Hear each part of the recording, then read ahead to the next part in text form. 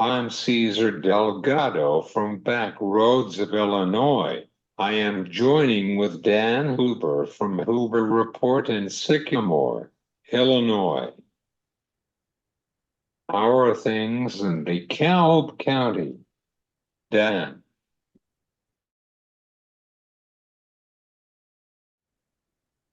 How are things in DeKalb County? Dan.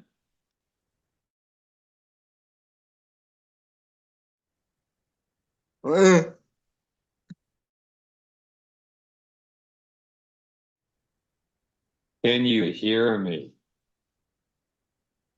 Can you hear me?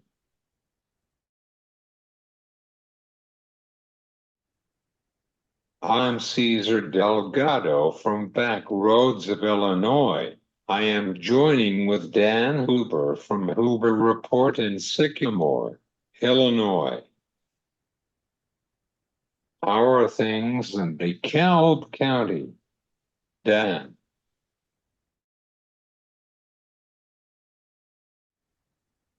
How are things in DeKalb County? Dan.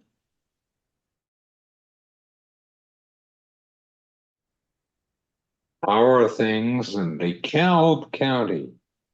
Dan.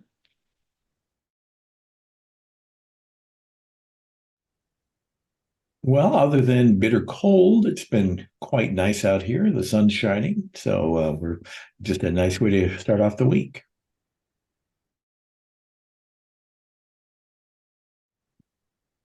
Let's start with the World Agricultural Supply and Demand Certainly, Estimate the report report on issued last last week. Friday Could is you typically the explain to final crop our production figure listeners for about North this American report? crops, or I should say U.S. crops. Not that a year from now they won't come back and make a few revisions there, but then of course it's an update on the world production figure, including estimates from South American crops.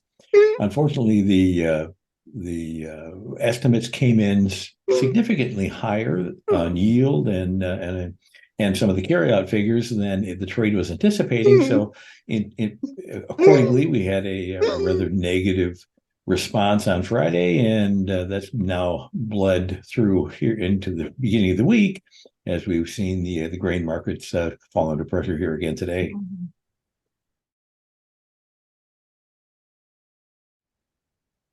How are the grain market for today's close bell in downtown Chicago?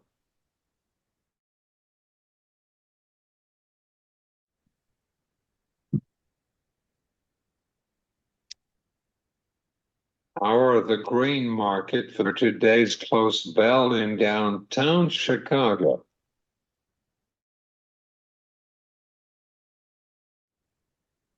Can you hear me?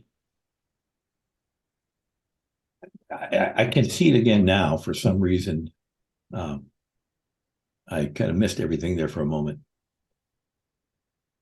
How are the grain market for today's close bell in downtown Well, at the Board of Chicago? Trade today, the corn market dropped another 3 to 4 cents, which really carries it down towards the lows we have seen for some time. In fact, the nearby corn, this is the lowest we've been since 2020.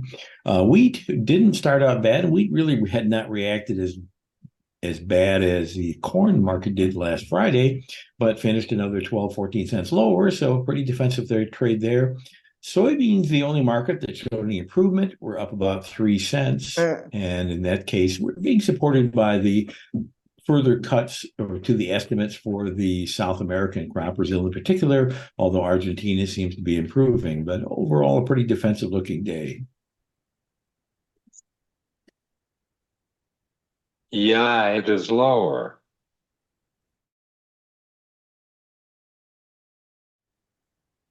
How is the corn stock in the report? How is affected by the trade in Brazil's issue with soybeans? Well, certainly corn was one of the more negative impacted reports. The carryout now up over 2.2, or projected carryout, I should say, up over 2.2 billion bushels, which is the largest we've seen for a number of years now. It's not devastating, and of course, a lot's going to hinge on what we see for the the acreage as we come into the 2024 season, but it really would tend to say at this point in time, the corn market's going to have a difficult time seeing much rally. Now, for the South American crop, certainly we've got a lot of private estimates that have gotten down to 150 million metric tons for the Brazilian crop, far sight from the 160 plus that was initially thought. But that said, the world soybean market is still looking at quite ample supplies.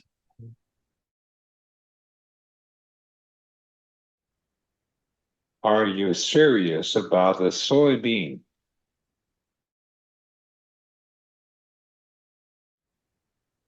Now that we are going to talk about the livestock market for today. Very good. Kind of a mixed reaction in the soybean market today.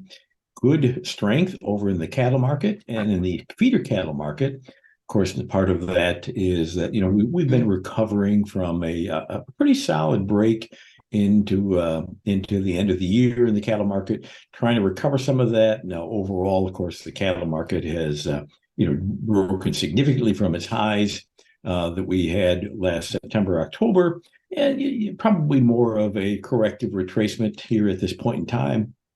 Hogs, nice. We've seen a nice rally in the hog market as over the last couple of weeks.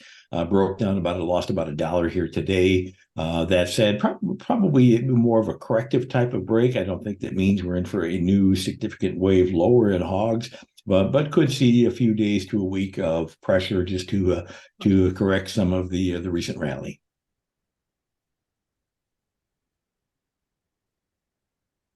Finally, what is your advice to the farmers about their culls and options for this year? Well, at this point in time, I would say there's no reason to panic if you have not sold already. We're early enough in the year. We really would say there's no risk premium in for any issues with acreage, any issues with weather in the 2024 production cycle. That said, I'm not looking for any significant rallies to the upside. So the rallies that do come, if they come into the end of the first quarter, which would be pretty seasonal, then I would use those as selling opportunities to take protection on for the summer months. Is there anything would you like to tell our listeners about January's report on this issue in Brazil? Not at this time. The report overall was generally negative. As I commented before, the weather in Brazil is a supportive factor at this point in time. That said, I don't believe we're far enough along in the growing season there. Harvest is already 2% complete, so I don't think that's going to be enough to sustain long-term rallies in the soybeans. My pleasure that you joined the show. Thanks very much for having me on. Thanks. You're welcome to join the show anytime.